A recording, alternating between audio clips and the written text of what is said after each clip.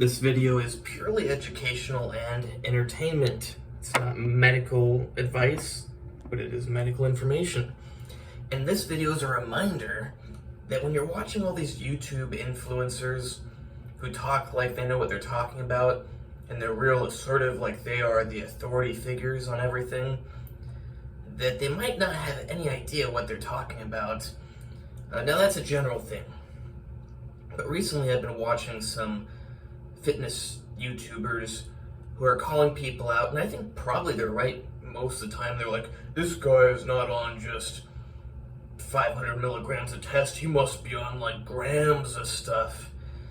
And they show these other fitness influencers or bodybuilders or whoever that they're in good shape. Perhaps they've got like a bit more muscle mass than me, but they're really lean, like they're shredded. And you got people talking as if that's impossible without like a gram of tren plus HGH plus Clen, and like they basically think that you need to take a ton of drugs to do that. And the thing is, they might, in fact they probably do, that's why they talk like that. You might, I might, but not everybody does. I know people that they're more shredded than I'll ever be when they are natural, when they are on 200 milligrams of testosterone. It doesn't, like, as long as they've got decent levels of androgens in their system. Now, there is an important thing, like, it's hard to get super shredded if you're natural because your test is gonna tank. So even just take, like, I knew a guy who, well, I still know him, he's not dead yet, hopefully he won't die anytime soon. But yeah, I know a guy who would get super shredded on 150 milligrams of test. No AI, no primobolan, no tren. He had used everything in the past, but he was able to maintain on 150 milligrams of test. And he'd always tell me, oh yeah, dude, you gotta get on test. Just take 150 milligrams. It works wonders. And it's funny when you got people that are on the opposite end of the spectrum who, like, they go so crazy about, like, how awesome 150 milligrams of test is. Then you got these YouTube influencers going, he's not on 150 milligrams of test. I know that he's running at least 1 gram a week, and then blah, blah. It's like, dude, if I really wanted to, I could, like, not maintain it, because it's just not how I am, not my genetics, but I could get lean enough to get those influencers saying that I must be on a gram of something a week. You don't need to be. Some people do, some people don't. It's like, you never really see me shredded. It comes down to a few things. Genetics, desire. That's pretty much it. What I mean by desire is, I would like to get really shredded, but then I look at the pros and the cons, and I'm like, oh, okay, I'm good where I'm at. Now I get fatter than I am, and I'm like, the pros, the cons, well, may as well lose some weight so the pros come above them. It's like, I can maintain this body fat very easily. I cannot maintain 7% body fat very easily, and it's not worth the effort to me because I like how I look, so I don't. Other people, it's worth the effort to them, so they do. It's not extremely hard. Some people are just born with those genetics, and it's worth it to them, so they stay like that. It's like, it's worth it for me to go to medical school because I want to get a medical license. Other people, if they were interested in airplanes, it's not so worth it for them to study medicine, and they're not going to like it, and they're not going to want to study. So yeah, everybody's different on this topic. I also should bring up that, like, some people, 500 milligrams of test per week would or could literally kill them. I'm not exaggerating. You've got people who even just a few hundred milligrams of testosterone, without an aromatase inhibitor is going to shoot the blood pressure through the roof. I'm talking up to like from a few hundred. There's people who go up to like 180 over 100. No, I didn't say that wrong. 180 over 100 from like 300 milligrams of anabolics per week. I know someone else who was on like 600, like probably like 500 milligrams per week test and NPP, nandrolone, short-acting DECA. His blood pressure was generally like 150, 160 over 90 to 100, and it even got to like 180 over 100 something at one point. Then you got other people who say, oh yeah, I take 500 milligrams a test and my blood pressure is perfect. I don't know if they measure it. I don't doubt that it's perfect. Everybody's different. It's like some people can drink a whole bottle of vodka, and not that they should, they could go get in their car and drive somewhere. Other people that drink a whole bottle of vodka, they're gonna be on the floor. They can't even walk. Everybody is different. So it's super ignorant to be like, oh yeah, he must be on like 5 grams of tren each week. I know they don't say 5 grams of tren, they probably say like 1 gram of tren. Point is, they say these ridiculous numbers, and it's like, yeah, some people need that, some people don't. Chances are these guys you see that are in amazing shape happen to have really good genetics, and they happen to have a really big desire to stay in that really good shape. But of course, you do have people that really want to be in that good shape, and they don't have the best genetics, so they will take all the drugs on the planet to get there. Be crazy how 500 milligrams a test can kill some people and is like barely anything to other people. And the really crazy part is that 500 milligrams a test, that person who it could kill might not even build muscle from it. That's how interesting the human body is.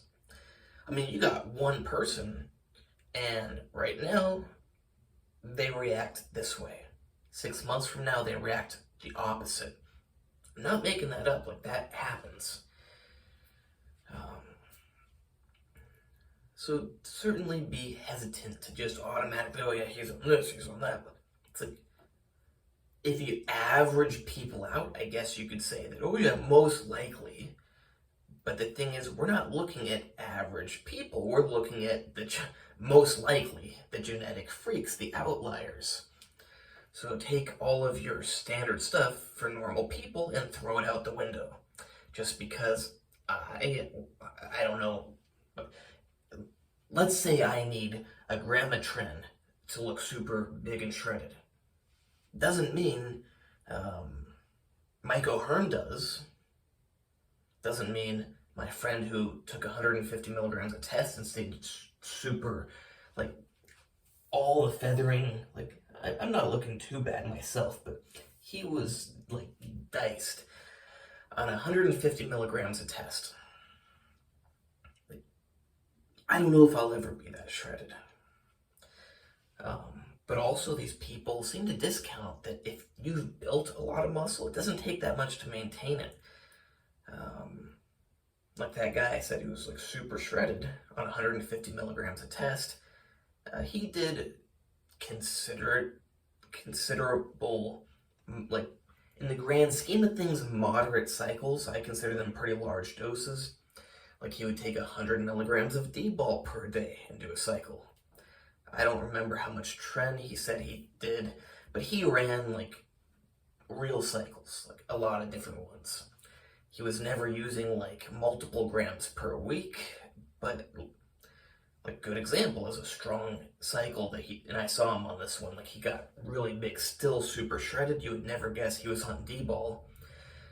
Completely blows that stereotype that D-ball makes you look like soft and puffy out the window. Trust me, you got no body fat and you're on a bunch of D-ball, you just look big and shredded. There's no body fat to puff up. So he was on 100 milligrams of D-ball per week. That sounds like a ton, but if you think about it, that's only 100 milligrams per day. That's only 700 milligrams per week. Substitute that for test. you say that some big bodybuilders on 700 milligrams a test, you'd have so many people, no way, that's like a beginner dose. He's at least on like 3 grams and a gram of tren and blah, blah. Not necessarily. But that 100 milligrams of D-ball per day was a big bulking cycle for this guy. I mean, no reason he'd ever need to take more. Unless he's trying to, I mean, he most likely didn't have the genetics for it, but unless you're trying to be like an open class Mr. Olympia monkey, which he wasn't, he never needs to take more than 100 milligrams of D-ball per day. He also did cycles where he took like 100, I think he even got up to 150 milligrams of Anavar some days. He got similar results to the D-ball, but less size, like harder, stronger, but less size. And what's funny is like when he did the Anavar, he's telling me that's his favorite one in the whole world now, because I actually convinced him to try it, because so many people used to think like, oh, Anavar is for girls. No, it's not. But he loved it. He's like, oh my God. Sorry, shouldn't say God. I don't know why I'm mental about that, but I try not to randomly say God. But yeah, he's like, man, I'm never gonna take tren again. This is like just as good as tren without all the androgenic side effects of like making you look way older and like feeling on edge. But then he took a bunch of D-ball and he's like, oh yeah, I love this, it's amazing, I'm gonna keep taking this. I don't remember exactly what he said, but it's like steroids are steroids. They're all different, but if you react to them well, yeah, they all can get the job done. Now, one person might have like no reaction to D-ball and great reaction to Anavar, no reaction to Anavar, great reaction to D-ball. That's how crazy the human body is.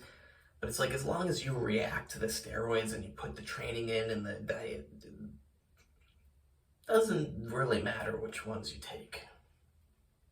Unless it does. Like I just said, everybody is different. So yeah, not very purposeful statement that it doesn't matter. Like it doesn't matter for some people, it matters for other people. Like that guy I'm referencing, who I reference him a lot because it's just crazy how shredded he always was. Yeah, it doesn't matter if he took 100 milligrams of D-ball per day or 100 milligrams of Anavar per day. He was always shredded and pretty big, bigger on the D-ball. And actually the only way, well, I actually pointed it out to him that he finally noticed that he was retaining water on D-ball. Like, of course you are. He's telling me, like, no, you're crazy. Look how shredded I am. Like, you can see every single muscle. I'm like, dude, you're retaining a lot of water. Look at your face. And that's the giveaway. It's not like you're gonna be like, but like certain things, like, you know, like this part of your face gets like swollen, you know, like cheeks get kind of swollen. Just super easy for me to tell, like when I see him on a bunch of Anavar and then he takes a bunch of D-ball, it's like, yeah, you're retaining a ton of water. No need to get more off topic. Everybody's different. These people you're seeing online are very likely genetic freaks, which means they don't need to take massive amounts of gear. I'm not saying that none of them are. I'm not saying that there are people who are less of genetic freaks taking more gear. Of course, there's a big spectrum of people, but there are plenty of people out there who can certainly get super shredded on 150 milligrams a test, who can maintain a ton of size on 150 milligrams a test. I'm not saying they're going to look like an open class bodybuilder on 150 milligrams a test, but they can certainly look just as good or better than a lot of these influencers.